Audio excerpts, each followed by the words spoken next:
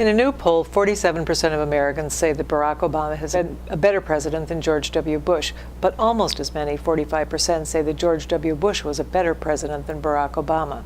George Bush will be back in the news when his book, Decision Points, hits the bookstores today. The book chronicles key points of the president's life: his decision to give up alcohol in 1986, his decision to invade Iraq in 2003, and the key financial decisions that he had to make in 2008.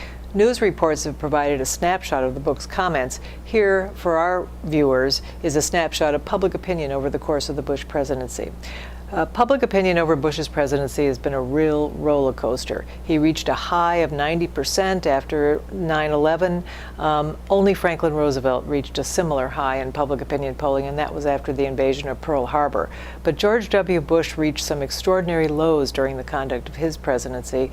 25% of Americans on 3 occasions in the Gallup poll approved of the job that he was doing as president. There's a slight reevaluation of the Bush presidency going on right now. Slightly more Americans have a favorable view of George W. Bush than felt that way a year or 2 ago. If you look at public opinion over the course of Bush's presidency, we greeted him as we greet all presidents, with high expectations.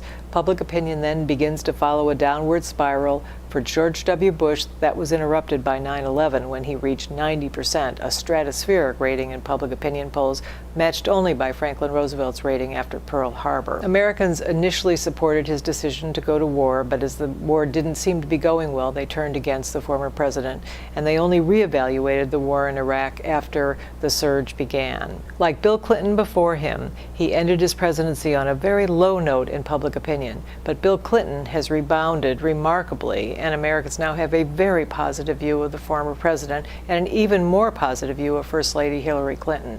It remains to be seen whether George Bush's ratings pick up after the release of the new book, when Americans have their first chance to look at his presidency through his own eyes.